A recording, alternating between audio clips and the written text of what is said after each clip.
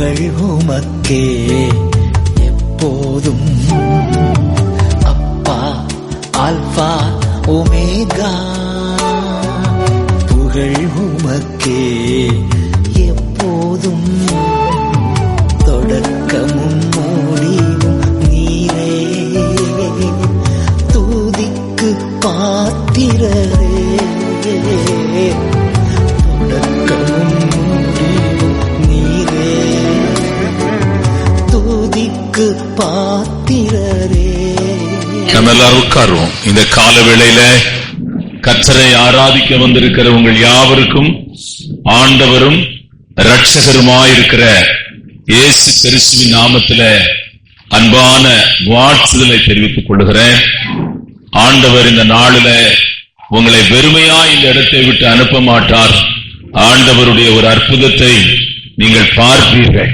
உங்கள் ஆவியில, உங்கள் ஆத்மாவில, உங்கள் சரீரத்தில ஆண்டவர் அற்புதம் செய்கிறவராய் இருக்கிறார். அவர் அற்புதம் செய்கிற தேவனாய் இருக்கிறார்.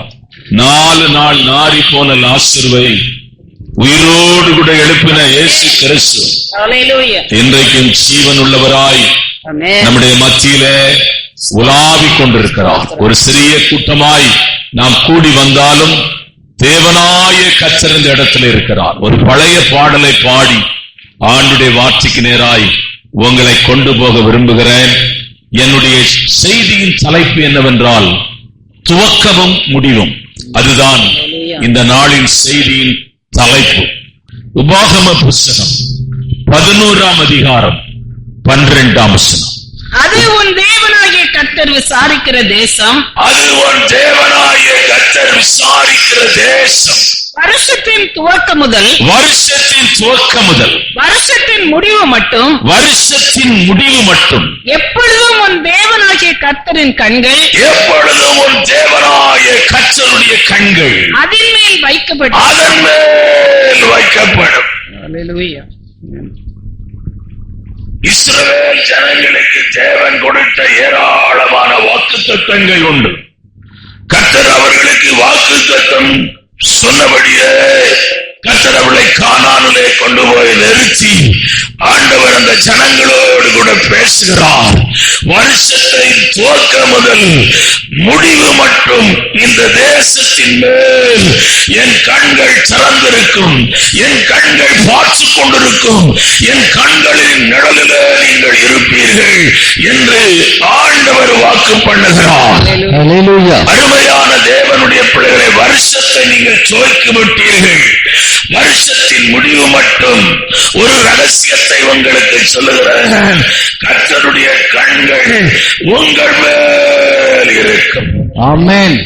துவக்கமும் முடிவும் ஒரு மனுஷனுடைய வாழ்க்கையில மிக மிக முக்கியமான பகுதியாயிருக்கிறது.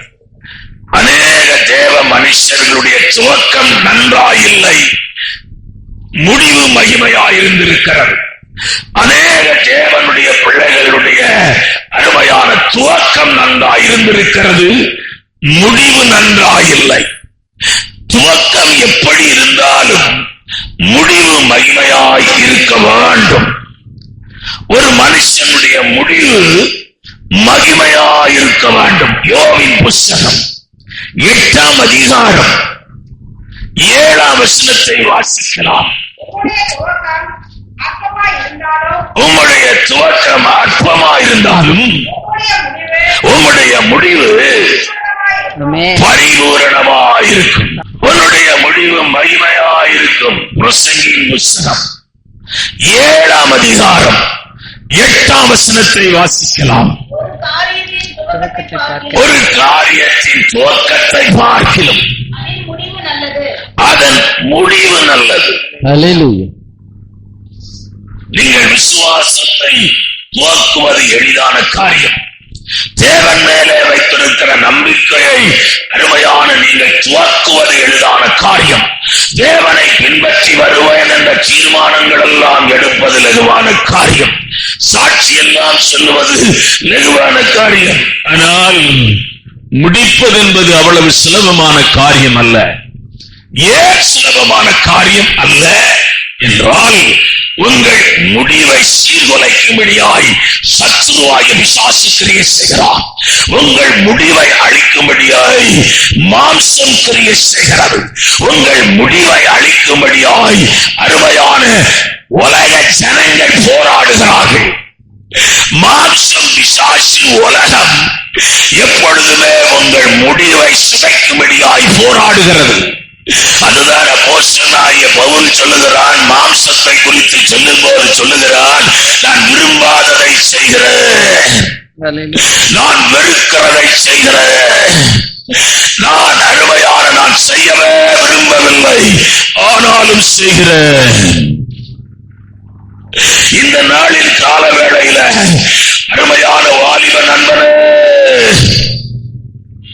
உன் வாழ்க்கையை நீ துவங்கி இருக்கிறாய். உன் முடிவு மகிமையாயிருக்க வேண்டும். பிரசங்கி சொல்லுகிறான், உன் நெஞ்சின் வழிகளிலும் உன் கண்ணின் காட்சிகளிலும் நட, ஆனாலும் தேவன் உன்னை நியாயத்திலே கொண்டு வந்து நிறுத்துவார் என்பதை அறிந்து கொள். பாவம் உன்னை கொன்றுவிடும், பாவம் உன்னை அழிச்சுவிடும், பாவம் உன்னை சிறுவிலே கொண்டு வந்து நிறுத்திவிடும். பாவம் உன் வாலிப நாட்கள், அருமையான தேவனுடைய பிள்ளைகளை, உன் வாலிப நாட்களுடைய அந்த வேகத்தை, உன் வாலிப நாட்கள் இருக்கிறதான அந்த பலனை எல்லாம் பாவம் அழிச்சுவிடும். தகப்பன் எவ்வளவோ சொல்லி பார்த்தான், மகனே போகாதப்பா போகாத.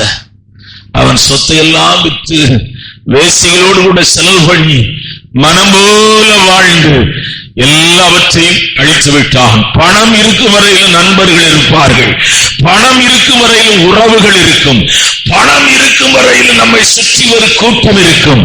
ஆனால் இப்பொழுது எல்லாரும் போய்விட்டார்கள், தனியாய் இருக்கிறான். இவனுக்கு பசி. அருமையான தேவனுடைய பிள்ளைகளை, பசியை ஆற்ற இவனிடத்தில் எந்த பணமும் இல்லை, வேலை கிடைக்கவில்லை. கடைசியாய் கிடைத்த வேலை பண்ணி மேய்க்கிற வேலை. பரவாயில்லை, பசியை தீர்க்க பண்ணி மேய்க்கிற வேலை கிடைச்சாலும் பரவாயில்லைன்னு அந்த வேலையிலே செய்தான். அதுல என்னை ரொம்ப துக்கப்படுத்தின ஒரு காரியம், பண்ணி தின்னுகிற அந்த தவிட்டை இவன் திங்க ஆசையாயிருந்தான். அப்பொழுதுதான் தகப்பன் வீட்டை அவன் நினைத்தான். அப்பொழுதுதான் தகப்பன் வீட்டை அவன் நினைக்கிறான். இவன் வாழ்க்கையை சீர்குலைத்து விட்டது. இவனுடைய புறப்படும் போது இவனுடைய ஓட்டம் நன்றாயிருந்தது போல இருந்தது. வாலிப நாட்கள் அப்படிதான் இருக்கும், பசுமையான நாட்கள். உன் மனது அருமையான எது எல்லாம் சரி என்று தெரிகிறதோ அதை பற்றி போய்கொண்டே இருப்பாய். ஆனால் அது தேவன் விரும்பாத பாதை. தேவன் அதை விரும்பவில்லை.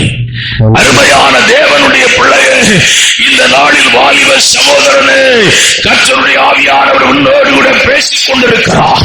உன்னோடு கூட ஒரு தீர்க்க தரிசனமாய் பேசிக் கொண்டிருக்கிறார். நீ போகிற பாதை சரியில்லை, நீ போகிற வழி சரியில்லை. நீ பாவத்தில் பாவம் உன்னை ஆளுகை செய்கிறது, பாவம் உன்னை அடிமைப்படுத்திக் கொண்டிருக்கிறது. பாவத்தின் சிற்றின்பத்திலே மூழ்கி மகிழ்ந்து கொண்டிருக்கிறாய். அல்லேலூயா. இந்த பாதையை விட்டு நீ மனம் திரும்பாமல் போனால், அருமையான நீ அழுதாலும் கூக்கரலிட்டாலும், அருமையான நீ இழந்து போனவைகளை பெற்றுக் கொள்ள முடியாது. சேஷபுத்திர பாகத்தை விற்று போட்டால் வேதம் சொல்லுகிறது, கண்ணீரோடு கூட தேடினானாம், அது அவனுக்கு கிடைக்கவில்லை என்று எழுதப்பட்டிருக்கிறது. இந்த கால வேளையில அநேகருடைய முடிவை வேதத்திலே பார்த்தால் துவக்கம் சிலருக்கு நன்றாய் இருந்திருக்கிறது. சவுலை குறித்து நீங்கள் வேதத்திலே வாசித்தால் அவனுடைய துவக்கம் நன்றாயிருந்தது. கழுதையை தேடி போனவனை கர்த்தர் அழைத்து அவனை சமஸ்த இஸ்ரவேலுக்கும் ராஜாவாக மாற்றினார். ஆனால் அவன் முடிவு நல்லா இல்லை.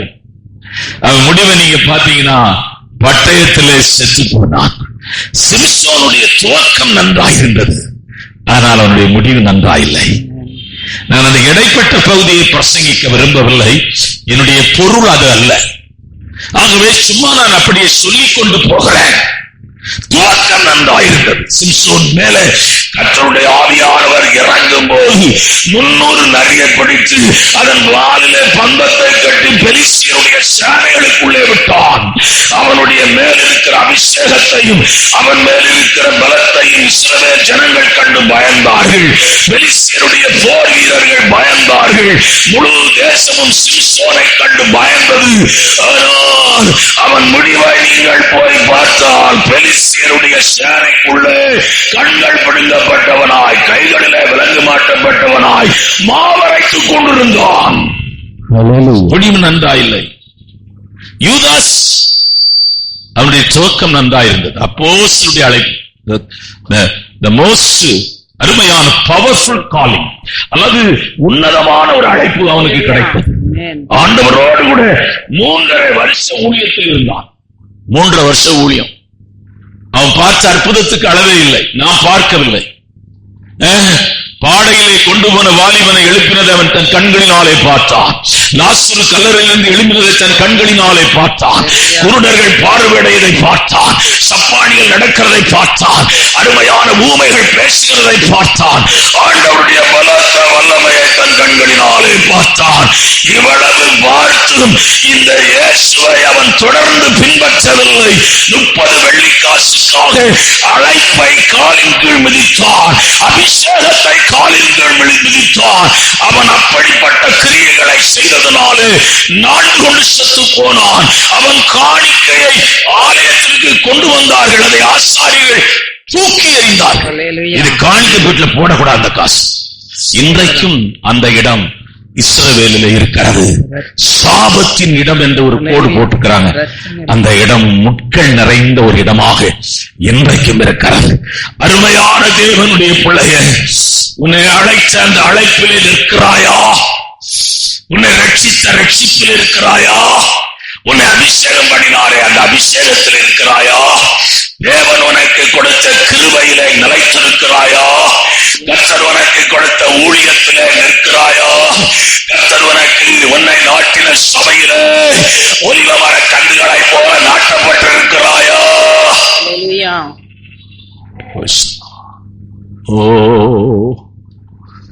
இயேசு கிறிஸ்து உன்னை ஒருமுறை கூட உயிர்ப்பிக்கும்படியாய், உன்னை பலப்படுத்தும்படியாய், உன்னை கட்டும்படியாய், உன்னை பழைய இடத்திலே கர்த்தர் கொண்டு வரும்படியாய் உன்னோடு கூட பேசிக் கொண்டிருக்கிறார். உன்னோடு கூட இடைப்பட்டுக் கொண்டிருக்கிறார். ஹல்லேலூயா. நகோமி விழித்துக் கொண்டாள். தான் செய்தது பெரிய தவறு. நம்மை கர்த்தர் பெத்தேலிலே வைத்திருந்தார். நாம் இந்த மோவாப்புக்கு வந்தோம். புருஷனை இழந்தாள். 2 வாலிப பிள்ளைகள் இழந்தாள். புருஷனை இழந்த 2 வாலிப பெண்கள் நகோமிக்கு முன்னே நின்று கொண்டிருக்கிறார்கள். யோசித்து பார்க்கலாம். அவள் மோவாப்பிலே இருக்க விரும்பவில்லை. அவளுக்குள்ளே ஒரு மனம் திரும்புதல் உண்டானது. அவளுக்குள்ளே ஒரு மருவம் உண்டானது. அவள் எண்ணத்திலே, உணர்விலே, சிந்தையிலே பெத்லெகேமுக்கு போக வேண்டும் என்று நினைத்தாள். ஆகவேதான் மத்தேயு எழுதின சுவிசேஷத்திலே இயேசுவின் பிறப்பின் அட்டவணையிலே அவள் இடம் பிடித்தாள். ஆமென், ஆமென். அவள் சந்ததியிலே மகிமையான இயேசு வந்து இந்த உலகத்திலே பறந்தார். Glory to God. இந்த நாளின் கால வேளையில அருமையான தேவனுடைய பிள்ளைகளே, உன் முடிவு மகிமையா இருக்க வேண்டும். இயேசுநாதரை ஏற்றுக்கொண்ட சரி, எத்தனை பேர் போனாங்க? புறப்பட்டவங்க எல்லாம், பாட்டு பாடினவங்க எல்லாம் போனாங்களாயா? எகிப்திலிருந்து புறப்பட்டவங்க போனாங்களாயா கானானுக்கு? இல்லையா. காலேபும் யோசுவாவும் மாத்திரமே வாக்குத்தத்தம் பண்ணப்பட்ட தேசத்திலே அவன் சந்ததி மாத்திரமே போனது. Praise the Lord. எனக்கு அதை செய்யவில்லை, என் பிள்ளைக்கு இது செய்யவில்லை, என் குடும்பத்துக்கு அது செய்யவில்லை, இது நடக்கவில்லை, இதுவரை உன்னை நடத்தி வந்தாரே. ஆமென். இதுவரை உன்னை நடத்தி வச்சு குழந்தைய வச்சு இன்னும் பிச்சை எடுக்கிறாங்கயா. நேற்று பார்த்தையா, முந்தானத்து பார்த்தையா, குழந்தை பச்சை குழந்தைய இடுப்புல வச்சு அந்த அம்மா அப்படியே சிரிச்சு சிரிச்சு கேக்குறியா? இந்தியாவிலயா, பாண்டிச்சேரியில சாப்பாடு இல்லாத ஜனங்க நீங்க ஜிப்மர்ல போய் பாருங்க.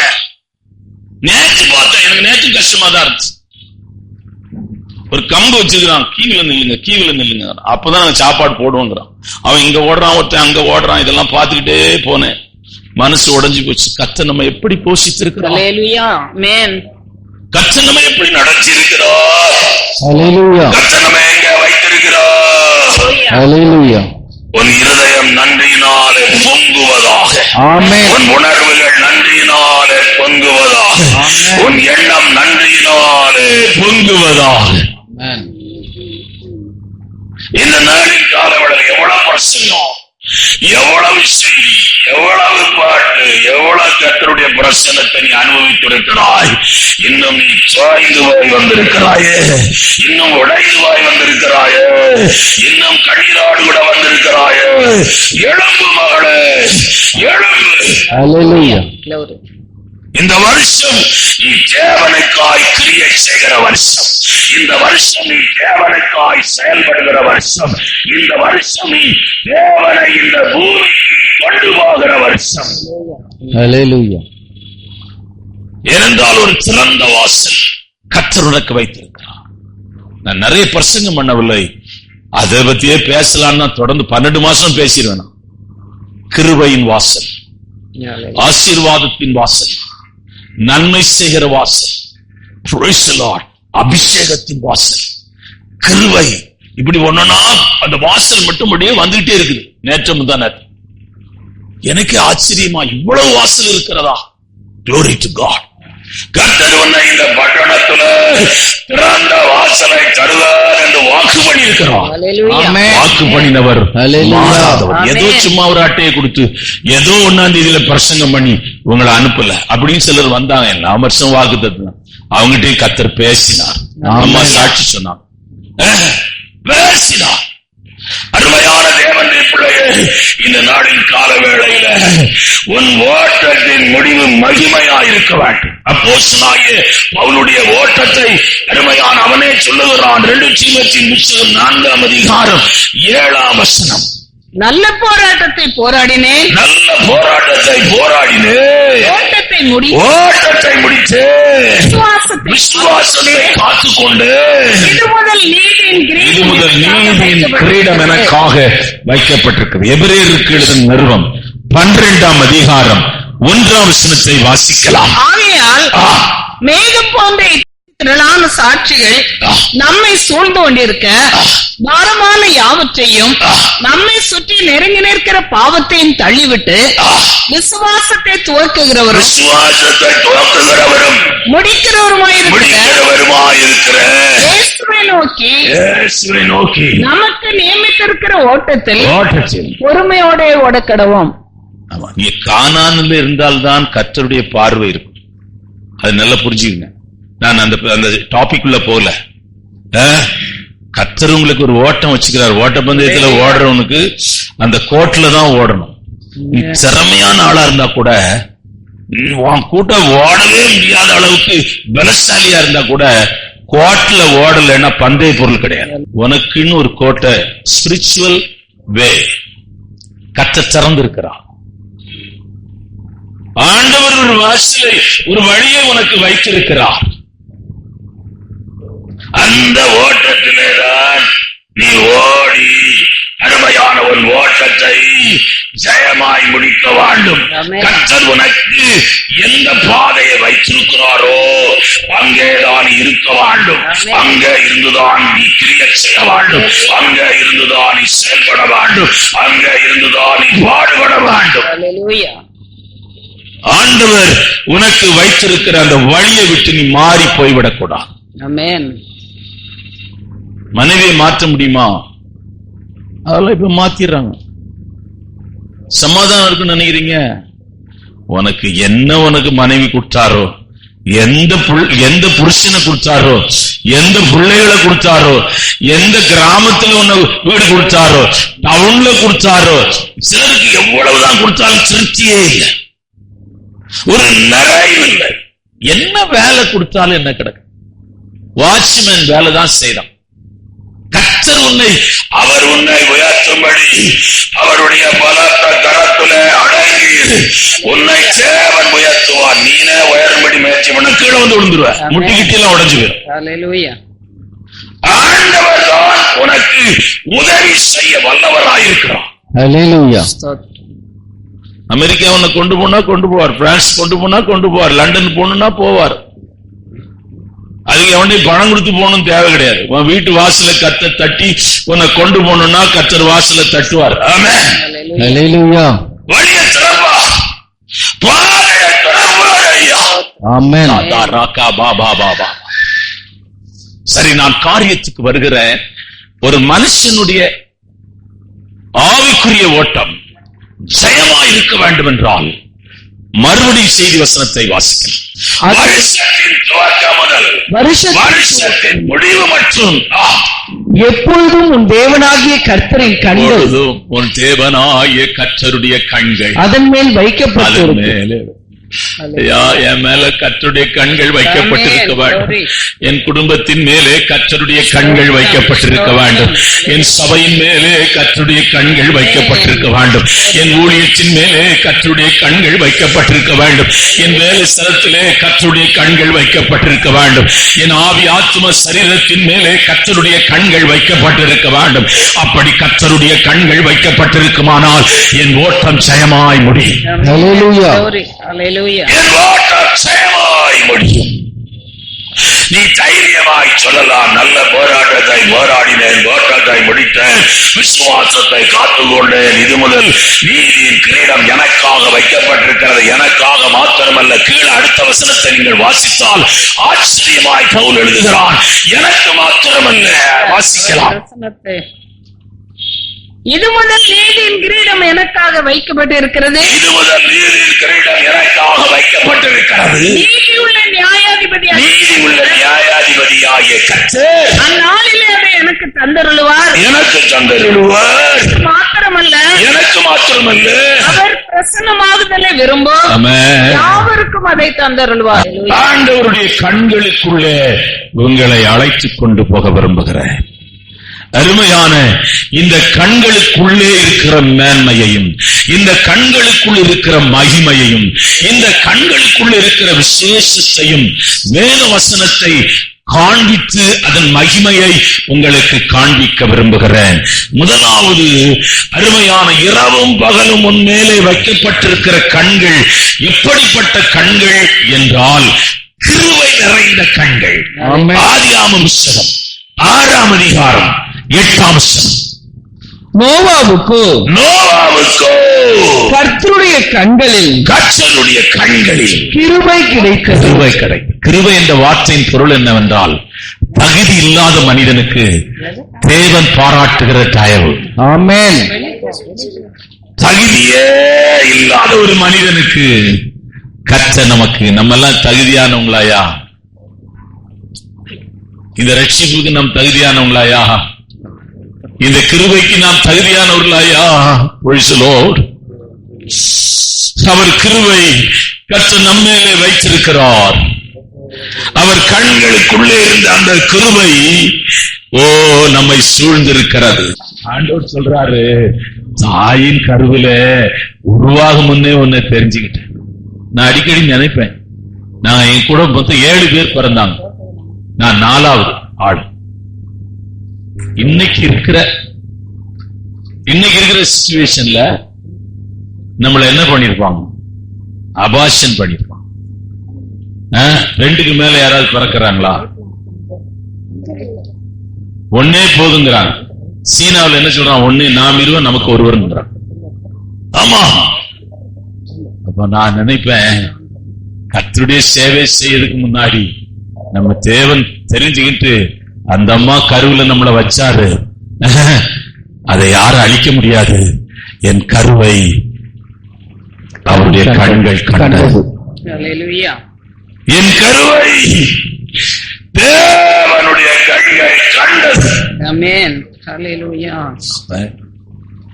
என்ன இந்த பாக்கியம் 5வது பிள்ளைக்கு கிடைக்கல, 6வது பிள்ளைக்கும் கிடைக்கல, 7வது பிள்ளைக்கும் கிடைக்கல, முதல் பிள்ளைக்கும் கிடைக்கல, ரெண்டாவது பிள்ளைக்கும் கிடைக்கல, மூணாவது பிள்ளைக்கும் கிடைக்கல. கர்த்தர் எனக்கு கிடைக்கும் இந்த பாக்கியத்தை கர்த்தர் கொடுத்தார். தேவனுக்கு சேவை செய்கிறது மகா பெரிய பாக்கியம் ஐயா. இந்த உலகத்திலே பெரிய பாக்கியம். Praise the Lord. ஆண்டவருக்காக சேவை செய்கிறது. இந்த உலகத்துல நீ பெரிய அரசியல்வாதியா இருக்குது ஒண்ணும் பெரிய பாக்கியம் கிடையாது. பில்லிகிராம் நிருபருங்க கேட்டாங்க, நீங்க அமெரிக்கா ஜனாதிபதி ஆகிறதுக்கு உங்களுக்கு வாய்ப்பு இருக்கிறது. அவ்வளவு கோடிக்கணக்கான ஜனங்கள் உடைய வார்த்தைகளை கேட்கிறார்கள். அவர் சொன்ன வார்த்தை எனக்கு மறக்கவே மாட்டேன். அந்த கீழான வேலைக்கு நான் போக விரும்பவில்லை, நான் மேலான ஒருவருக்கு வேலை செய்ய. ஆமென். மேலான ஒருவருக்கு வேலை. கிருபையா, கிருபை, கிருபை. ஆமென். ஜோம கேக்குற ஆண்டவரை பார்த்து, ஐயா தீரிது அக்கினி அந்த பட்டணத்துக்கு போக எனக்கு அங்க போக முடியாது, இங்க போக எனக்கு கிருபை செய்யுங்கிறான். வாசிக்கலாம் ஆதியாகமம் புத்தகம் 19:19 வாசிக்கலாம். உமது கண்களில் உமது அடியானுக்கு கிருபை கிடைத்தது. உம்முடைய கண்களில் அடியானுக்கு கிருபை கிடைத்தால் என் பிராணனை காக்க தேவரீர் எனக்கு செய்த கிருபையை பெரிதாக விளங்க பண்ணினேன்.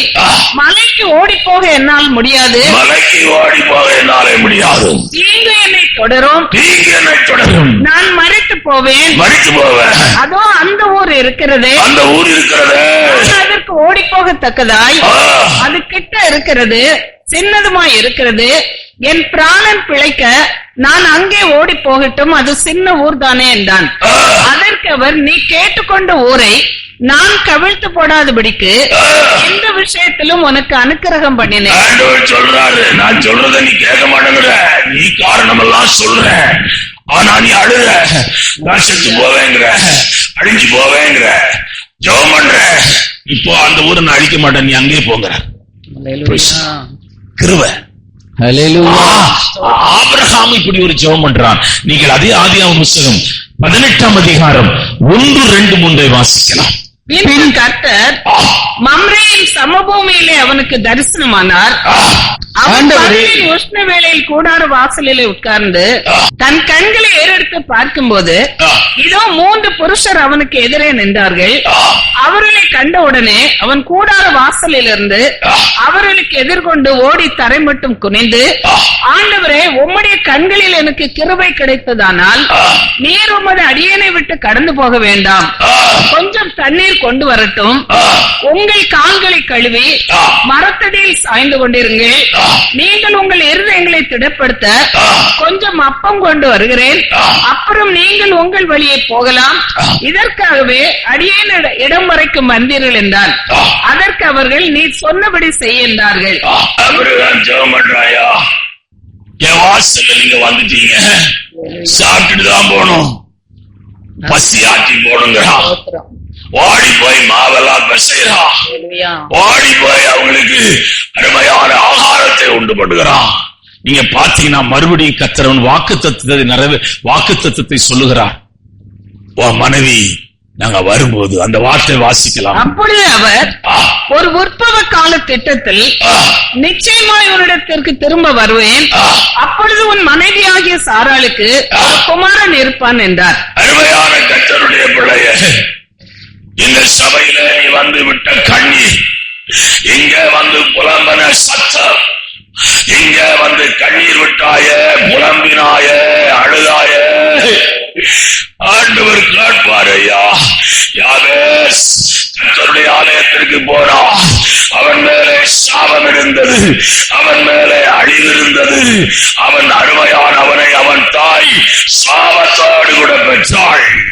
அவன் கர்த்தருடைய ஆலயத்திலே போய் அழுதான். என்ன அழுதான் என்றால், ஆண்டவரே, என் மேலே சாபம் இருக்கிறது, என் மேலே அழிவு இருக்கிறது, இந்த ஊர் ஜனங்கள் எல்லாம் என்னை சாபம் சாபம் என்று அழைக்கிறார்கள், என் பேரை கூட சொல்றதில்லையா, ஆண்டவரே எனக்கு இறங்கும், என்னை ஆசீர்வதியும் என்று அவன் இஸ்ரவேலின் தேவனாகிய கர்த்தரை நோக்கி முறையிட்டான். கர்த்தர் அவன் சத்தத்தை கேட்டு யாவேசை ஆசீர்வதித்த தேவனாகிய கர்த்தர் இந்த கால வேளையிலே நீ எந்த எண்ணத்தோடு, எந்த உணர்வோடு, எந்த சிந்தையோடு, அருமையான எப்படிப்பட்ட அருமையான போராட்டத்தோடு, எப்படிப்பட்ட நெருக்கத்தோடு இங்கே வந்திருக்கிறாய் என்பதை தேவன் அறிந்து உன்னை விடுதலையாக்க அவர் வல்லமை உள்ளவராய் இருக்கிறார். ஹல்லேலூயா. அடுத்தபடியாக கண்களுக்கு அண்டைக்கு தேவனுடைய இரவு பகல் அந்த தேசத்தின் மேல் கண்கள், தேவனுடைய கண்கள் திறந்திருக்கும். அந்த கண்கள் எப்படிப்பட்ட கண்கள் என்றால் கிருபை நிறைந்த கண்கள். கண்கள் விசேஷமானது. நீங்க வெள்ளக்காரங்க கண்கள்லாம் வேற மாதிரி இருக்கும். அதுலயே நிறைய டிஃபரெண்டா ஐயெல்லாம் இருக்கு. எனக்கே ரொம்ப ஆச்சரியமா இருக்கும். ப்ளூலாம் இருக்கு. அது ப்ளூவா இருந்தாங்க, பிளாக்கா இருந்தாங்க, ரெட்டா இருந்தாங்க, அந்த கண்ல இருந்து ஒண்ணும் வராது. இந்த கண் அப்படிப்பட்டதல்ல. இந்த கண் கிருபை நிறைந்த கண்கள். இரண்டாவது, இந்த கண்கள் எப்படிப்பட்ட கண்கள் என்றால், 1 ராஜாக்களின் புஸ்தகம் 9ஆம் அதிகாரம் 1, 2, 3, 2 நாளாகம புஸ்தகம் 6ஆம் அதிகாரம் 20ஆம் வசனம். சாலமோன் கர்த்தருடைய ஆலயத்தையும் ராஜ அரண்மனையும் தான் செய்ய வேண்டும் என்று விரும்பின எல்லாவற்றையும் கட்டி முடித்த பின்பு கர்த்தர் கிபியோனிலே சாலமோனுக்கு தரிசனமானது போல 2ஆம் தரமும் அவனுக்கு தரிசனமானார். கர்த்தர் அவனை நோக்கி, நீ என் சமூகத்தில் செய்த உன் விண்ணப்பத்தையும் உன் வேண்டுதலையும் கேட்டேன். நீ கட்டின இந்த ஆலயத்தில் என் நாமம் என்னென்னைக்கும் விளங்கத்தக்கதாக அதை பரிசுத்தமாக்கினேன். என் கண்களும் என் இருதயமும் எந்நாளும் அங்கே இருக்கும். என் கண்களும் என் இருதயமும் என்னாலும். ஆண்டவர் சொல்றாரு, 2 3 பேர் என் நாமத்தினாலே எங்கே கூடுகிறீர்களோ அங்கே நான் வருவேன். ஹல்லேலூயா. ஊழியத்தின் பாதையில பல இடங்களுக்கு நான் பிரசங்கிக்க போயிருக்கிறேன். சபைன்னு ஒண்ணு ஆரம்பிச்ச பிறகுதான் அதிகமாய் வெளி இடங்களுக்கு ஊழியத்துக்கு போவதெல்லாம் நிறுத்திவிட்டேன். அதுல நாகர்கோயில் பக்கத்துல அழகிய மண்டபம்னு ஒரு ஊர் இருக்கு. அங்கே ஒரு ஞாயிற்றுக்கிழமை ஆராதனையில பிரசங்கம் பண்ணும்படியாய் போயிருந்தேன். அது என் வாழ்க்கையிலே மறக்க முடியாது. அந்த பாஸ்டர் நேரமாயிட்டே இருக்குது. நான் நினைச்சேன் இந்த வீட்டுலதான் ஆராதனை நினைச்சேன். சரி, வீடு கொஞ்சம் பெருசா இருக்குது, நான் இங்கதான் ஆராதனை. பாய் போடலையே, ஒண்ணுமே செய்யலையே. பாஸ்டர் எங்கன்னா அவர் கொஞ்சம் தூரம் போகணும்னாரு. சரி, நான் ஒண்ணும் பேசல. அங்க போனா மாடு கட்டிட்டு இருந்தாங்க. மாடெல்லாம் அவுத்து கட்டிட்டு இருக்கிறாங்க. சாணி எல்லாம் அங்க போட்டிருந்து அதெல்லாம் சுத்தம் பண்ணிட்டு இருந்தாங்க. வைக்கோல் போட்டிருந்தாங்க. இந்த பாஸ்டர் பொண்ணுங்க 2 பிள்ளைங்க பாய் எடுத்துட்டு வந்து போட்டாங்க. நான் கேட்டேன், என்ன பாஸ்டர், இங்கதான் நாங்க ஆராதனை நடத்துறோம். எனக்கு அதுல என்ன ஆச்சரியம்னா, ரெஜி லாரி சர்வீஸ் ஒருத்தர் இருக்கிறார். 20 லாரி வச்சுக்கிறார். அதே ஊர். அவரும் அந்த ஆள் வந்து உட்கார்ந்து இருந்தார். நான் பிரசங்கம் பண்ணி முடிச்ச உடனே அடுத்த வாரம் தான் அங்க ஆராதனை கிடையாது. அவர் சொல்றாரு, எங்க வீட்டுல ஆராதனை, நான் சர்ச்சு கட்டி கொடுத்துருவேன். உண்மையிலே அந்த பாஸ்டர் கைய பிடிச்சி, பாஸ்டர் எவ்வளோ நாள் பிரசங்கம் பண்ண, அவன் பெரிய பணக்காரன். அந்த அழகிய மண்டபுரத்தில் அவனை தெரியாதவங்க யாருமே கிடையாது. கோட்டார்னு ஒரு இடம் இருக்குது. அவங்க பிரதர் ஒருத்தர் இருக்கிறார். இப்போ அந்த சர்ச்சு பெரிய சர்ச் ஆயிட்டு சொன்னாங்க. நாம் ஆராதிக்கிற இடத்துல தேவன் வருகிறார். சின்ன இடமோ பெரிய இடமோ, ஆண்டவர் நம்முடைய சத்தத்தை காட்ட அருமையான அவருடைய கண்களும் இருதயமும் திறந்தே இருக்கிறது. திறந்தே இருக்கிறது. 1 ராஜாக்களின் புத்தகம் 8:52 கூட வாசிக்கலாம். அவர்கள் உம்மை நோக்கி வேண்டிக் கொள்வதின் படியெல்லாம் தேவனீர் அவர்களுக்கு செய்யும்படி உம்முடைய கண்கள் உமது அடியாளின் வேண்டுதலுக்கு நம்ம வேண்டுதல் எல்லாம் ஆச்சு. நம்ம பிள்ளைங்களாம் ரொம்ப ஸ்டேட் பஸ் எடுத்தவங்களா? நம்ம பிள்ளைங்களாம் ரொம்ப படிச்சு பெரிய பெரிய ஆட்களா? பார்டர்ல பாஸ் ஆனவங்களா இருக்கிறாங்க. ஆனா இன்னைக்கு கர்த்தர் அவங்களை உயர்த்தி இருக்காங்க. ஆமென். ஹல்லேலூயா. நிறைய பேர் டாக்டர்ஸா இருக்கிறீங்க. ஆமென். நீங்க எல்லாம் பெரிய படிப்பாளிகளா? உங்களை பார்த்து கேட்க கூடாது. ஏன்னா உங்ககிட்டே உட்கார்ந்து நீங்க தானே ஊசி போடணும். கடினமா ஊசி போட்டுறாதீங்க. ஒண்ணு கிடையாது. ஆனா கிருபை நம்ம மேல இருக்கு. ஆமென். நம்ம பிள்ளைங்க மேல கிருபை இருக்குது. ஹல்லேலூயா. அந்த தேசத்துக்கு போகும்போது அவன் ஆச்சரியமா பாப்பேன். இவன் நம்ம பையனா? அவன் நடையும் உடையும் ஆளும் போறதும் வரதும் பார்த்தா சில சமயம் நம்ம பையனே இல்லாத போல எனக்கு நினைவு வரும். கர்த்தர் செய்கிற காரியம் Hallelujah. Hallelujah. ஆண்டவர் செய்கிற காரியம் மகா பெருசு. Amen. கிருபையா, கிருபை, ஆண்டவருடைய கிருபையா. நீ ஜெபம் பண்ணீங்க, உன் பிள்ளைக்காக அழுத,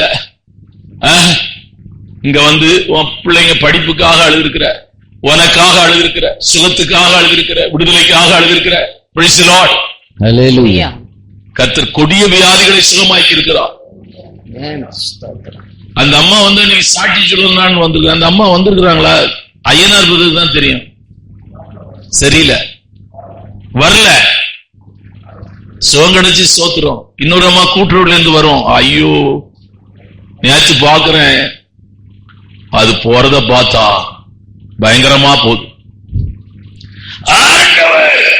இந்த இடத்துல நீங்கள் பண்ணின விண்ணப்பத்தை கர்த்தர் கேட்டு உங்களுக்கு ஒரு அற்புதம் செய்திருக்கிறார்.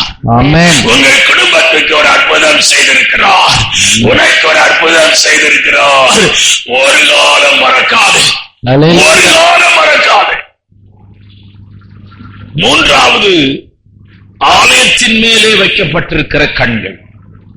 சின்ன இடம் தான். நீங்க நினைச்சுட்டு, நீங்க நம்ம பொதுவாக என்ன நினைப்போம், கையினால் கட்டப்பட்ட ஆலயத்திலே தேவன் வாசம் பண்ணவில்லை, அதை நான் விசுவாசிக்கிறேன், நானும் அதை நம்புகிறேன். ஆனால் இங்க என்ன நடக்கும் என்றால், இந்த இடத்திலே நாம் கர்த்தரை ஆராதிக்கும் போது God presence moving. Amen.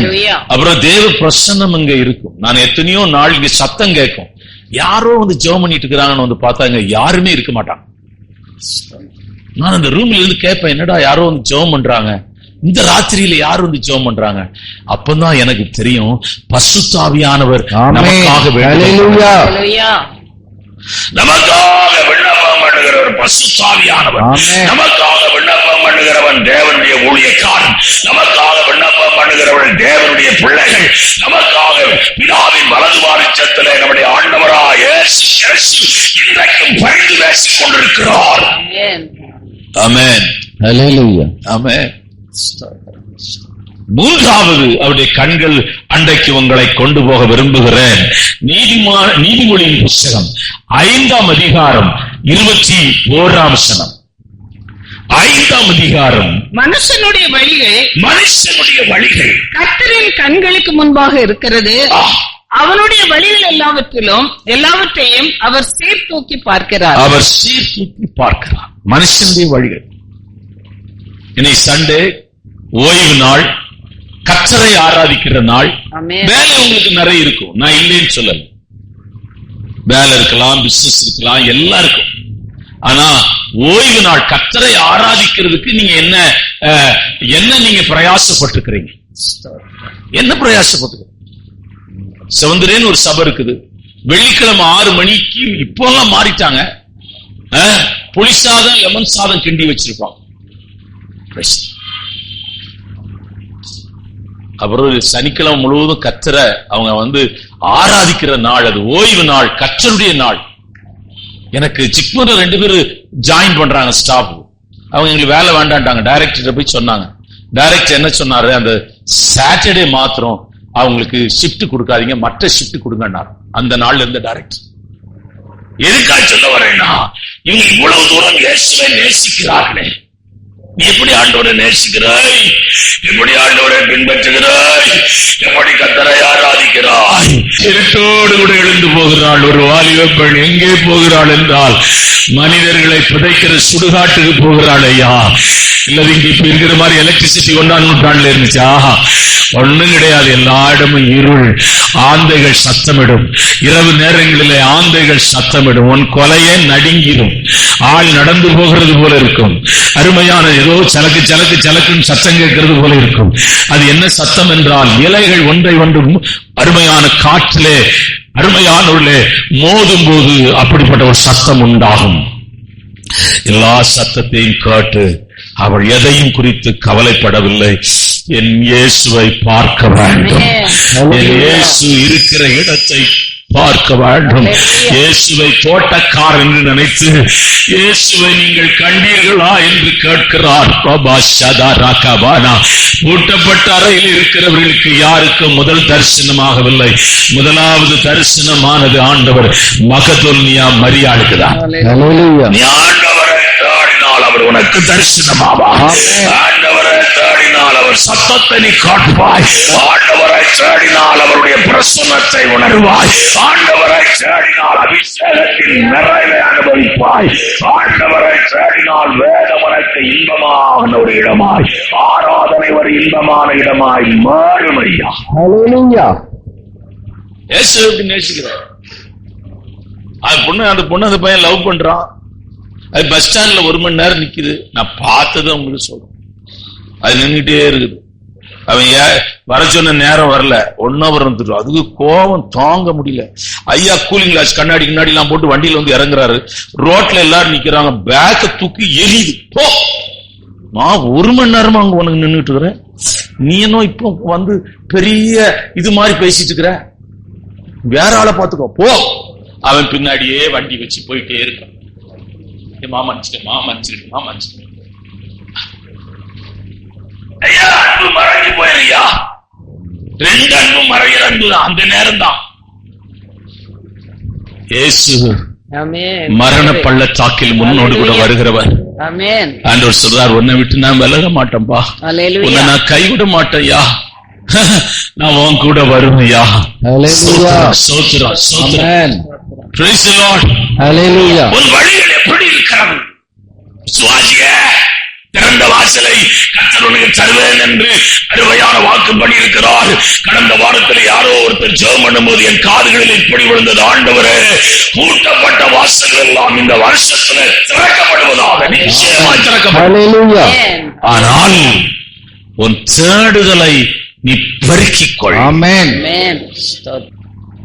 அருமையான தேவன் வாசல்கள் திறக்கப்பட வேண்டும் என்றால், வாசல்களிலே வழி உண்டாக வேண்டும் என்றால் உன் பாதையை சீர்தூக்கி பார்க்கிறார் தேவன். நீதிமொழியின் புத்தகம் 12ஆம் அதிகாரம் 2ஆம். நல்லவன் கர்த்தரிடத்தில் தயை பெறுவான். நல்லவன் கர்த்தரிடத்திலே தயவு பெறுவான். துர்ச்சந்தனைகள் உள்ள மனுஷனை அவர் ஆக்கினைக்கு உட்படுத்துவார். நல்ல மனுஷன் வழிகள். நீங்க வேத புஸ்தகத்தை வாசித்தால் எண்ணாகம புஸ்தகம் 22ஆம் அதிகாரம் 22ம் 23ம், 2 நாளாகம புஸ்தகம் 16:2.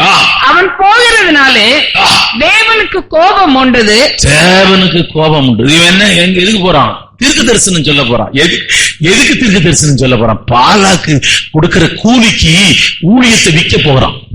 பாலாக்கு கொடுக்கிற கூலிக்கு தீர்க்க தரிசனத்தை விற்க போறான்.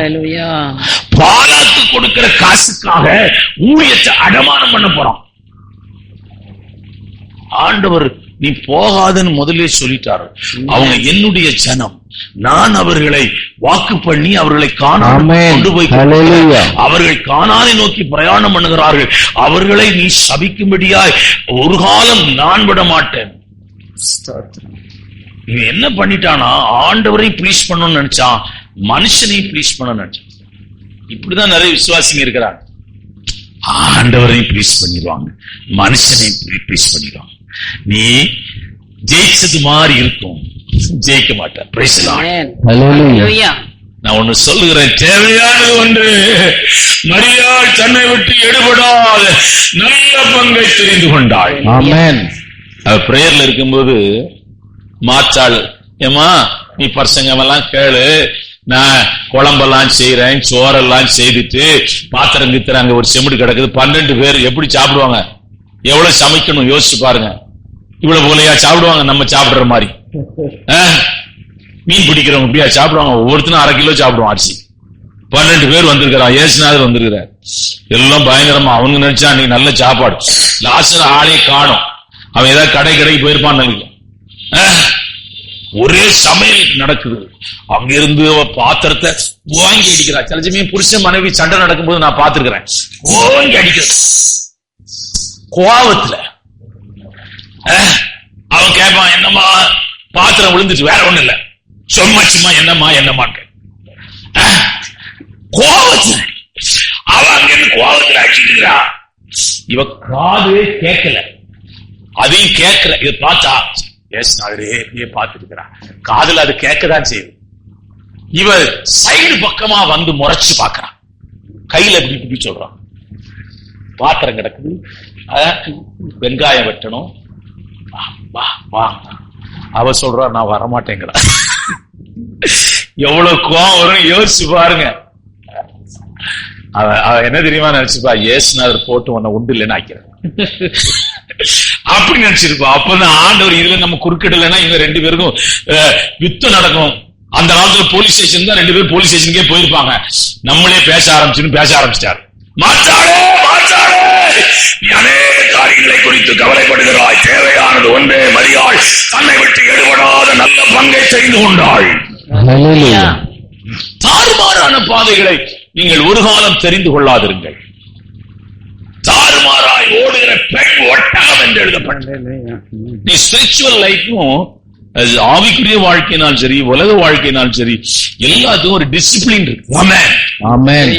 தேவன் எல்லாம் ஒழுங்காய் செய்திருக்கிறார். யோசிச்சு பாருங்க, வானத்திலிருந்து எங்கேயாவது கொஞ்சம் கொஞ்சம் பிச்சு விழுந்தா எப்படி இருக்கும்? அமெரிக்கா பக்கத்திலிருந்து வானத்திலிருந்து ஒரு சின்ன துண்டு பிஞ்சு விழுந்துகிட்டே இருக்கணும், அப்படி ஏதாவது இருக்குதா? சூரியன் எல்லாம் சொல்லிட்டு இருக்கிறாங்க கருப்பு இதெல்லாம் இருக்குதுன்னு, ஆனா வெயில் அடிக்குது, பனி அடிக்குது, மழை பெய்யுது. இது என்னைக்கு அடிக்குது? நேற்று இருந்து அடிக்குது, யுகமா அடிச்சுட்டு இருக்குது. ஆமென். யுகமாய் தோன்றி இருக்கிறது. எல்லாம் உங்களுடைய வாழ்க்கையில ஒழுங்கு இருக்க வேண்டும், டிசிப்ளின் இருக்க வேண்டும். நாம் அப்படி இல்லாததுனால நிறைய ஆவிக்குரிய நன்மைகளை இழந்து போயிருக்கிறோம், ஆவிக்குரிய ஆசீர்வாதங்களை இழந்து போயிருக்கிறோம். உரிவினப்பட்டோடு இருக்கிற கழுத பேசுதையா, விளையாமே உன் கண் குருடா இருக்கிறது. அவனு கோபம் அந்த செவுறு ஓரமா அதை உரசி விட்டான். நான் கிரேட் ப்ராப்பர்ட், வல்லமையான தீர்க்கதரிசி, ஃபேமஸ் ப்ராப்பர்ட். தேசத்துல பீலையாம் கேட்டா சொல்ல தெரியாதவன ஆள் கிடையாது, அவ்வளவு ஃபேமஸ். நீ எனக்கே தீர்க்கதரிசி சொல்றியா? பீலையாம் பாருங்க, அது சொல்லுதுயா, இத்தனை நாள் உன்னை நான் சுமந்தேன். அந்த வார்த்தை மட்டும் வாசிக்கலாமே. கழுதை பீலையாமை நோக்கி நீர் என்னை கை கொண்ட காலம் முதல் இந்நாள் வரைக்கும் நீர் ஏறின கழுதை நான் அல்லவா? இப்படி உமக்கு எப்போதாகிலும் நான் செய்தது உண்டா? அதற்கு அவன் இல்லை என்றான். பார்த்தா உருவின பட்டயத்தோடு நிற்கிறான். அப்பொழுது கர்த்தர் பீலையாமின் கண்களை திறந்தார்.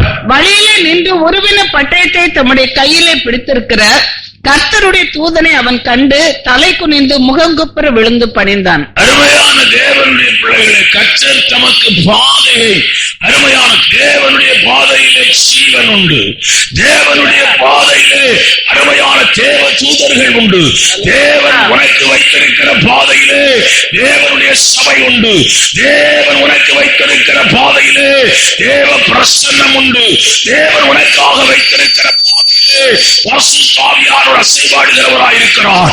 தேவன் உனக்காக வைத்திருக்கிற பாதையிலே அபிஷேகம் பண்ணப்பட்ட தேவனுடைய ஊழியக்காரன் உண்டு, ஆரோரை போல அழைக்கப்பட்ட தேவனுடைய ஊழியக்காரன் உண்டு.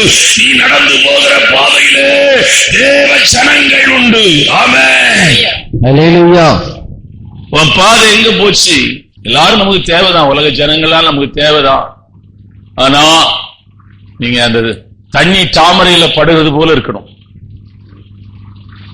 அங்க போய் நீங்க உட்கார்ந்து பொங்கல் எல்லாம் வச்சீங்க, தொலைஞ்சீங்க. அதெல்லாம் பாசங்கள்லாம் பேசுவாங்க. ஏன் வீட்டுக்குள்ள பொங்கல் வச்சு என்ன கூப்பிடு, நான் ஒரு ஜெபம் பண்றேன், எல்லாம் சாப்பிட்டு வரும்.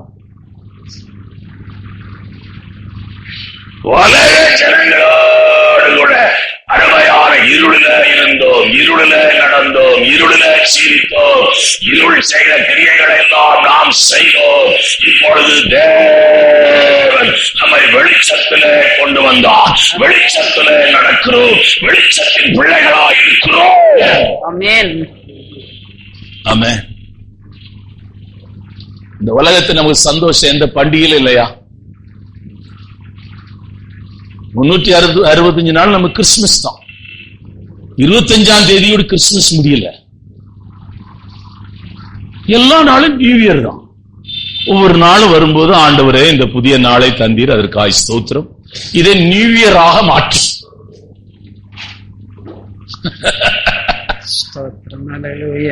ஒரு உடுக்கிற துணியில நமக்கு சந்தோஷம் வரலையா? சாப்பிடுற சாப்பாடு இதே கோழி கடை, அதே கோழி தான், அதே பிரியாணி தான், அதே சோறு தான். சாப்பாடுல புசிப்பும் குடிப்பும் அல்ல, தேவனுடைய பிள்ளைகளுடைய சந்தோஷம் பரிசுத்த ஆவியினாலே உண்டாயிருக்கிறது. தேவனுடைய பிள்ளைகளுடைய சந்தோஷம் தேவனுடைய சபையில் இருக்கிறது. கர்த்தரை பாடி மகிழும்போது அவருடைய இருதயம் பொங்கி பொங்கி பொங்கி பொங்கி வருகிறது. ஆமென். ஆமென். ஹல்லேலூயா. இயேசுவை அறியாத நாட்கள்ல நீ என்னதான் நினைச்சாலும் உங்களுக்கு தெரியாது தீபாவளி என்னைக்கு வரும்னு யோசிச்சுட்டே இருப்பேன். தீபாவளி நான் சில சமயம் படுத்திருப்பேன், எங்க வீட்டுல இவ்வளவு எண்ணெய், அது வரைக்கும் தலையில யாரும் எண்ணெயே இருக்காது, ரொம்ப வறுமையில் இருக்கிற குடும்பம், தலையில எண்ணெய வச்சு தீபாவளிடா போய் குளிக்கணும். எனக்கு இருக்கிற சந்தோஷம் அந்த ஒரு நாள் தான், அவ்வளவு சந்தோஷம். ஏன்னா இன்னைக்கு இட்லி கறியெல்லாம் கிடைக்கும், புது துணி கிடைக்கும், கால் சட்டை எல்லாம் கிடைக்கும், 4 சினிமா பார்க்கலாம், அவ்வளவு சந்தோஷம். ஆனா அடுத்த நாள்ல தூங்குற நேரத்துல அடி கிடைக்கும். ஸ்கூலுக்கு சீக்கிரம் தூங்கிட்டு போய் தேவனுடைய பிள்ளையே, ஏசப்பா சந்தோஷம் அப்படிப்பட்டது இல்லையா? ரட்சிப்பின் சந்தோஷம் அப்படிப்பட்டது. தீபாவளிக்கு வர சந்தோஷம் இல்ல, பொங்கலுக்கு வர சந்தோஷம் இல்ல, இது சந்தோஷம் யா. உள்ளத்தின் ஆழத்துல சிறைச்சாலையிலே பாடுகிறார்கள், சிங்கக்கபியிலே பாடுகிறார்கள், அக்கினிக்குள்ளே பாடுகிறார்கள். அவர்களுக்கு தானியமும் திராட்சரசமும் பெருகி இருக்கிற காலத்தின் சந்தோஷத்தை காட்டிலும் அதிக சந்தோஷத்தை என் இருதயத்திலே தந்தீர் என்று சங்கீதக்காரன் சொல்கிறார். உங்கள் வழிகள் எப்படி இருக்கிறார்? உங்க வழியை நீங்க சீர்தூக்கி பாருங்க, கர்த்தர் பார்க்கிறார்.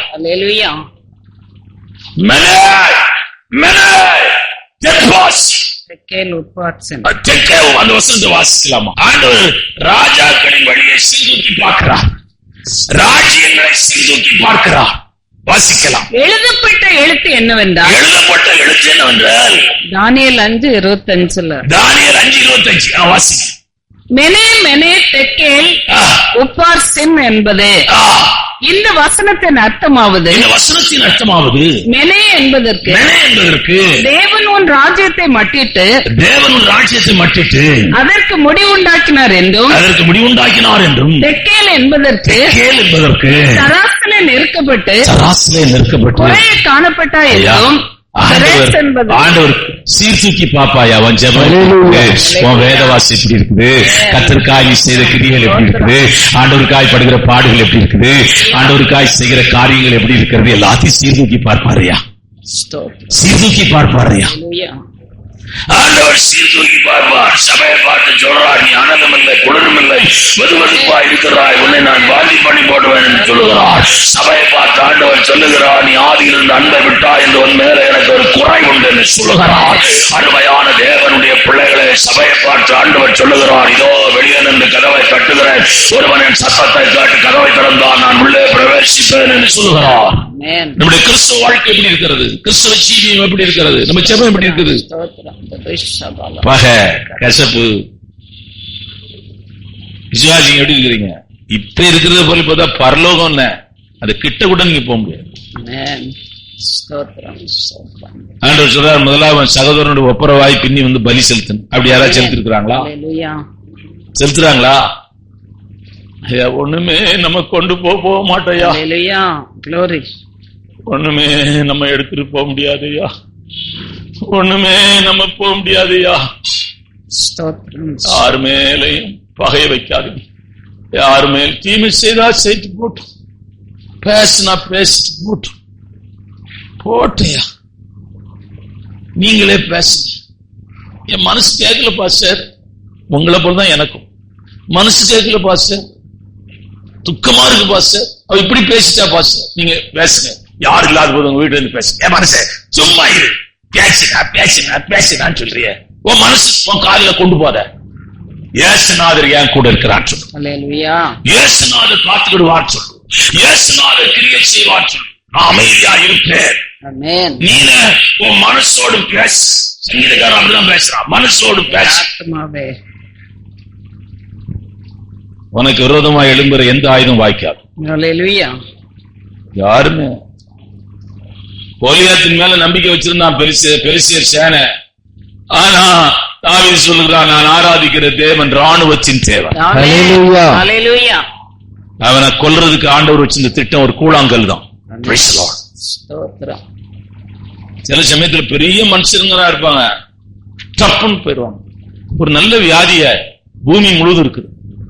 என்ன வியாதி தெரியுமா? Heart attack. எல்லாம் ஒரு 10-15 நிமிஷத்துல அட்டாக் ஓடி முடிச்சு. நானே பயமா இருக்கு, நமக்கு ஏதாவது வந்துருமோ நானே பயப்படுறேன். அது வந்து ஒரு 15-20 நிமிஷத்துக்கு ஆள் அவுட். ஆனா ஒரு விதத்துக்கு நல்ல அட்டாக் தான் நினைக்கிறேன். படுத்து கிடந்து பெட்ல மோஷனு அது இது படுத்து கிடந்து எம்மா எம்மா எம்மான்னு கூப்பிடுறதுக்கு அட்டாக்ல போயிட்டா நல்லாதான் இருக்கும் போல. தேவனுடைய பிள்ளையே, ஒரு வழியாய் சீர்தூக்கி பார், ஒரு வழியாய் சீர்தூக்கி பார், ஒரு ஆவிக்குரிய வாழ்க்கையை சீர்தூக்கி பார், ஒரு உலக வாழ்க்கையை சீர்தூக்கி பார். அல்லேலூயா. சத்துரு வெள்ளம் போல் தேசத்தை அழிக்கும்படி வந்து கொண்டிருக்கிறார். நேற்று நியூஸ் அப்படி பாக்குறேன், 4 பசங்க அவ்வளவு அழகா இருக்கணும். அரபுல இங்க இருந்து போனவங்க தாங்க, வேலைக்கு போனவங்க, நேட்ஸ் என்ன வேலைக்கு போனாங்க. கார் ஆக்சிடென்ட் 4 பிள்ளைங்க செத்து போயிட்டாங்க. அவங்க அப்பா அம்மா அந்த பரியல் கிரவுண்ட்ல நிக்கிறாங்க. எப்படி நிக்க முடியும்னு எனக்கு தெரியல, எப்படிதான் அவங்க நிக்கிறாங்கன்னு எனக்கு தெரியல. சந்தா ராக்கா பாபா பாபா ஐயா உன் வழிகளை இந்த கால வேளையிலே சீர்தூக்கி பார்த்தால் அருமையான திருப்பப்பட்ட தேவனுடைய கண்கள் மறுபடியும் உன் பக்கமாய் திருப்பப்படும். உன் மேலே அந்த கண்களின் வெளிச்சம் வீசப்படும். தேவனுடைய கண்களின் மறைவுக்குள்ளே நீ வந்து விடுவாய். அருமையான சத்துரு உன்னை மேற்கொள்வதில்லை. அருமையான உன் கர்த்தருடைய வெளிச்சம், கண்களிலே இருந்து வருகிற வெளிச்சம் உன் குடும்பத்தை, உன்னை, உன் பிள்ளைகளை பாதுகாக்க வல்லமை உள்ளதாக இருக்கிறது. இரவும் பகலும் அந்த தேசத்தின் மேல் கர்த்தருடைய கண்கள் பதிக்கப்பட்டிருக்கும். அடுத்தபடியாக புறாவின் கண்கள். உன்னத பாட்டின் புஸ்தகம் 5ஆம் அதிகாரம் 12ஆம் வசனம். அவருடைய கண்கள் தண்ணீர் நிறைந்த நதிகளின் ஓரமாய் தங்கும் புறா கண்களுக்கு ஒப்பானவைகளும். ஆண்டுடைய கண்களை எப்படி சொல்லப்பட்டிருக்கிறது? புறாவின் கண்கள் என்று சொல்லப்பட்டிருக்கிறது. இந்த புறாவின் கண்கள் இருக்கிற விசேஷம் என்னவென்றால், அது அசுத்தத்தை பார்க்காது, அசுத்தத்திலே உட்காராது. இங்க வசனம்லாம் உங்களுக்கு தெரியும். நோவாவின் நாட்களில காகத்தை தண்ணீர் வற்றி விட்டதா இந்த காகத்தை விட்டான், அது திரும்பியே வரல. பணமெல்லாம் மிதந்திருந்த அது பாட்டு ஜம்முன்னு உட்கார்ந்து அதுக்கு ஃபுல் கறி சாப்பாடு கிடைச்சிட்டு வரல. புறாவை திருப்பி விட்டான், அது ஒலிவ மர அந்த கிளைகளை குத்தி மறுபடியும் வந்துச்சு. அது எங்கே உட்கார்ல. அந்த புறாவின் கண்கள் எதை காண்பிக்கிறது என்றால் பரிசுத்தத்தை காட்டுகிறது.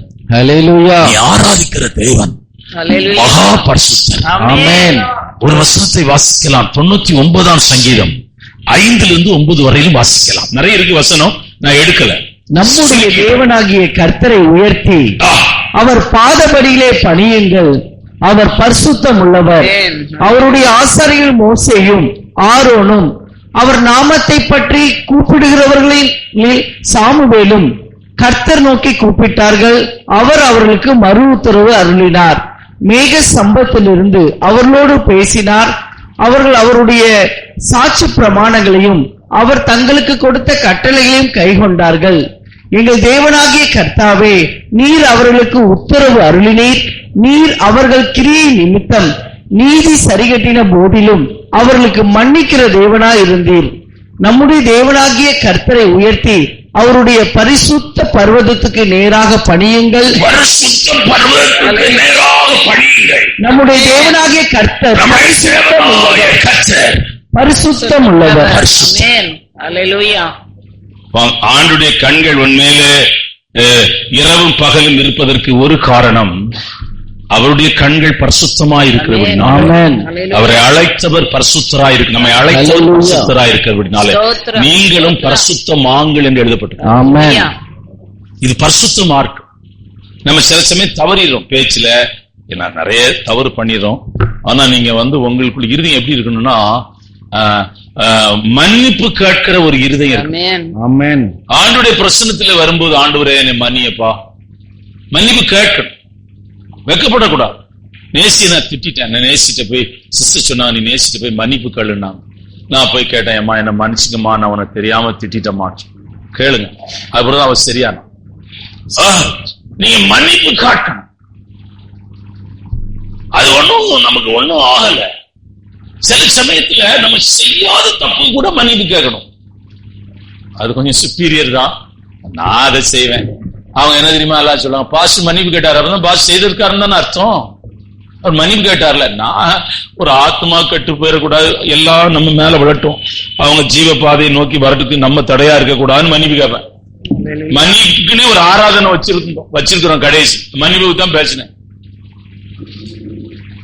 சும்மா எல்லாம் எங்களை மன்னி எங்களை மன்னி எங்களை மன்னி ஒரு ஜெப மண்டலம் இருக்கு.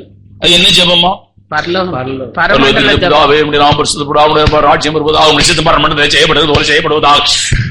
மனப்பாடமா சொல்லுவாங்க பசங்க, 12 வயசு பசங்க, சர்ச்சுக்கு போற பசங்க. இது என்னடான்னு கேட்டா, என்னடாவா எல்லாம் சொல்லி எங்க மைண்ட்ல அப்படியே அந்த ரீல் மாதிரி ஓடி போச்சு. அவனுக்கு அந்த ஜெபத்தே தெரியாது, அந்த ஜெபம் எப்படிப்பட்டதுன்னு தெரியாது. பிதாவே நீங்க எங்களுக்கு மன்னிக்கிறது போல நாங்களும் இன்னொருத்தரம் பண்ணீங்க. சர்வீஸ்ல இருந்து ரிட்டையர்ட் ஆகும்போது ஒரு காரியத்தை சொல்லணும். நான் சிஸ்டர் சொன்னேன், சங்கரீஸ்வரி சிஸ்டர் சொன்னேன், எல்லாத்தையும் நீங்க மன்னிப்பு கேட்கணும்னு சொன்னேன். நான் அவங்க நீங்க எல்லாத்தையும் மன்னிப்பு கேட்கணும், கீழே இருந்து மேல வர கேட்கணும், எல்லா ஒர்க்கர்ஸும் கேட்கணும். நான் ஏதாவது தெரியாம செய்திருந்தா என்ன மன்னிச்சிடும், நான் போறேன், இனி இந்த ஆஸ்பத்திரிக்கு வர மாட்டேன், உடம்பே சரியில்லைனாலும் இந்த ஆஸ்பத்திரிக்கு வர மாட்டேன், பிரைவேட்டுக்கு தான் போவேன். யாரும் போனும் பண்ண மாட்டாங்க. டீச்சர்ஸ் வேலை முடிச்சுட்டு வந்துறீங்களா, முடியுதா, சோத்ரு எப்பா எல்லாம் மனுஷங்க டீச்சர்ஸுங்க. அவங்க ஒரு மோதிரம் மாட்டுவாங்க போலீஸ் ஸ்டேஷன்ல. உங்களுக்கு மாட்டுவாங்களா என்னன்னு தெரியல. போலீஸ்காரங்களுக்கு ஒரு மோதிரத்தை மாட்டுவாங்க. போலீஸ்காரங்க எழுப்பி சாட்சி சொல்லணும். என்ன சொல்லணும்? உங்களுக்கு ஏதாவது நாங்க தப்பு செய்தா மன்னிச்சுடுங்க. போலீஸ்காரங்க சொல்ல மாட்டாங்க, இன்னொரு மோதிரம் மாட்டினா நல்லா இருக்குன்னு நினைப்பாங்க. ஒண்ணுதான் மாட்டிருக்கிறாங்க, சீக்கிரம் சொல்ல மாட்டாங்க. நான் சொல்றேன், ஐயா நீ எவ்வளவு உன்னை தாழ்த்துறையோ அவ்வளவு கற்றுக்கொண்டு உயர்த்துவார். எவ்வளவுக்கு உன்னை தாழ்த்துறையோ அவ்வளவாய் கர்த்தர் உன்னை உயர்த்துவார். ஆமென். அவ்வளவாய் தேவன் உன்னை உயர்த்துவார். நாலாவது, புறாவின் கண்கள் பரிசுத்தத்தை தான் நீங்கள் வாஞ்சிக்க முடியல. பேசலாம், நீ பிராக்டிக்கல் லைஃப்ல அவ்வளவு சுலபமான காரியம். பிராக்டிக்கல் லைஃப்ல வரும்போது நீங்க அவ்வளவு சுலபமான காரியம் கிடையாது, ரொம்ப கஷ்டம். போய்கிட்டு போய் மன்னிப்பு கேட்பாங்களா? கேட்க மாட்டாங்க. அவன் சொல்றேன், எங்க ஊர் ஆளுங்க ரொம்ப பொல்லாத ஆளுங்க. இந்த திருநெல்வேலி நாகர்கோவில் ஆளுங்க ரொம்ப பொல்லாத ஆளுங்க. ஆமா, அவட்ட போய் மன்னிப்பு கேட்டா அவ தலை மேல ஏறிடுவாங்க. அவளை இப்படியே வச்சுக்கணுங்கிறான் சொல்றான் அந்த ஆளு. அப்படியே வச்சுட்டாதான் வண்டி ஒழுங்கா ஓடுங்கிறான். நான் சொல்றேன், ஐயா நீங்க மன்னிப்பு கேட்குறீங்க. செத்தவரும் நீ தாஜ்மஹாலா கட்டு, மும்தாஜியா கட்டு, சாகிறதுக்கு முன்னாடி அவளுக்கு நீ உன் வாழ்க்கை அவளை அசைச்சிருக்கணும். ஆமென். சாகிறதுக்கு முன்னாடி நீ அசைச்சிருக்கணும். அப்படி என்னப்பா செய்தார் அவ? என்ன செய்ய அவ கேட்கலாம். அவங்க சொல்றதான் தெரிஞ்சு சொல்றேன். எவ்வளவு டீயா, எவ்வளவு காப்பியா, எவ்வளவு சோறியா, எவ்வளவு குழம்புயா, எவ்வளவு கூட்டியா ஹோட்டல்ல கொடுப்பான்னு நினைக்கிறீங்க? நாள்ல போய் பாரு, எல்லாம் பூட்டிடுவான். நீங்க ஹோட்டலா போகணும். அப்புறம் பிரெட்டை வச்சு தொட்டுதான் சாப்பிடணும். வீட்டுல அங்க எல்லாம் குப்பை மாதிரி கிடக்கும், ஒரு சேர்ல உட்கார்ந்து சாப்பிட்டு. ஏன் பிரதர் இப்படி இருக்குது? அதான் பாஸ் போயிட்டா பாஸ், அவங்க அம்மா அப்பா வீட்டுக்கு போயிட்டா பாஸ். ஏன் போயிட்டா? ஒன்னாலதான் போயிட்டா. அது ஒத்துக்க மாட்டாங்க. நான் சொல்றேன், யாரு என்ன வேணாலும் நினைச்சிட்டு போட்டோம், யாரு என்ன வேணாலும் பண்ணிட்டு போட்டோம், அவங்க என்ன வேணாலும் நம்மள அற்பமா கூட நினைக்கட்டும், நம்ம சரியில்லைன்னு கூட நினைக்கட்டும், நம்ம மன்னிப்பு கேட்பையா. வெளிநாட்டுல ஒரு வார்த்தை ஸ்கூல் கிடையாது, அவன் யூனிஃபார்ம் போட்டு போயிட்டான். அவன் வந்து சாயங்காலம் வந்து சொல்றான், அவன் பேர் நோவா, நோவா பிளீஸ் நோவா என்ன மன்னிச்சு நோவா, நான் தெரியாம சொல்லிட்டேன் நோவா வந்துடும். சரிப்பான்னு சொல்ற அளவுக்கும் அவன் கேட்டுட்டு இருக்கணும். இப்படி நின்று கேட்கணும். சும்மா சாப்பாடு சாரி அப்படி கேட்க கூடாது. அப்படி கேட்கிற ஆள்லாம் இருக்கிறான், அப்படி கேட்க கூடாது. இருதயத்தின் ஆழத்தில் இருந்து வரணும். ஆமென். கர்த்தர் வந்து எல்லா அக்கிரமங்களையும் மன்னிப்பார். நீ அவங்க பாவத்தை மன்னிக்காம இயேசுநாதரே என் பாவத்தை மன்னினா பூட்டப்பட்ட வாசல் இன்னொரு பூட்டு போடப்படும், திறந்துடக்கூடாது. அடுத்தபடியாக அவருடைய கண்கள் வெளிப்படுத்தின புஸ்தகம் 1ஆம் அதிகாரம் 14ஆம் வசனம், வெளிப்படுத்தின புஸ்தகம் 19ஆம் அதிகாரம் 12ஆம் வசனம். அக்கினி அவருடைய சிரசும் மயிரும் வெண் பஞ்சை போலவும் உறைந்த மழை போலவும் வெண்மையா இருந்தது. அவருடைய கண்கள் அக்கினி ஜுவாலை போல போன்ற கண்கள். இந்த அக்கினி ஜுவாலை கண்களில ரெண்டு மேன்மை அதற்குள்ளே மறைந்து கிடக்கிறது. ஒன்னு அழைப்பு இருக்கிறது, இன்னொன்று அபிஷேகம் இருக்கிறது. நீங்கள் வாசிக்கலாம் யாத்திராகம புஸ்தகம் 3ஆம் அதிகாரம் 4ஆம் வசனம். அங்கேதான் அக்கினி மயமான உச்சடியிலே அக்கினி எரிந்து கொண்டிருக்கும் போது மோசே மோசே என் ஜனங்களை மீட்க உன்னை அழைக்கிறேன் என்ற சத்தத்தை அக்கினிக்குள்ளே இருந்து வந்தது. அவருடைய கண்கள் அக்கினி மயமான கண்கள். அந்த கண்கள் உன்மேலே படும்போது உனக்கு அழைப்பு இருக்கிறது. என்ன அழைப்பு என்றால், கர்த்தர் உன்னை ராஜாக்களாகவும் ஆசாரியர்களுமாய் மாற்றி இருக்கிற அந்த மகா பெரிய அழைப்பு. அந்த அக்கினி மயமான கண்களிலிருந்து உனக்கு இந்த காலவேளையில உன்னை நோக்கி வருகிறது. அடுத்தது நீங்கள் அப்போஸ்தலர் 2ஆம் அதிகாரம் 3ஆம் வசனம். அக்கினிமயமான நாவுகள். அக்கினிமயமான நாவுகள் போல பிரிந்திருக்கும் நாவுகள் அவர்களுக்கு காணப்பட்டது. அப்ப அக்கினி எரிகிற ரெண்டு காரியத்தை நான் கற்றுக்கொண்டேன். ஒன்று, அதில் அழைப்பு இருக்கிறது, அருமையான அது அந்த தேவனுடைய கண்களிலிருந்து வருகிற அக்கினியில தேவனுடைய பிள்ளைகளுக்கு அழைப்பு இருக்கிறது. அது ஒருவேளை மற்ற ஜனங்களுக்கு அது அழிவாய் கூட இருக்கலாம், ஆனால் தேவனுடைய பிள்ளைகளுக்கு அழைப்பு இருக்கிறது. அந்த அக்கினிமயமான கண்களிலிருந்து தேவனுடைய அபிஷேகம் ஊற்றப்படுகிறது. அக்கினிமயமான நாவுகள், பிரிந்திருக்கிற நாவுகள் அவர்களுக்கு காணப்பட்டது. செய்தி வசனத்தை வாசிக்கலாம், முடிச்சு விடுவேன். அது உன் தேவனாகிய கர்த்தர் விசாரிக்கிற தேசம், விசாரிக்கிற தேசம். வருஷத்தின் துவக்கம் முதல் வருஷத்தின் முடிவு மட்டும் எப்பொழுதும் உன் தேவனாகிய கர்த்தரின் கண்கள் அதன் மேல் வைக்கப்பட்டு இருக்கும். அப்படியே எல்லாரும் ஆண்டவரை நோக்கி நாம் பார்க்கலாம். என் முழு உள்ளமே அவருடைய நாமத்தை ஸ்தோத்திரி. என் ஆத்மாவே கர்த்தரை ஸ்தோத்திரி.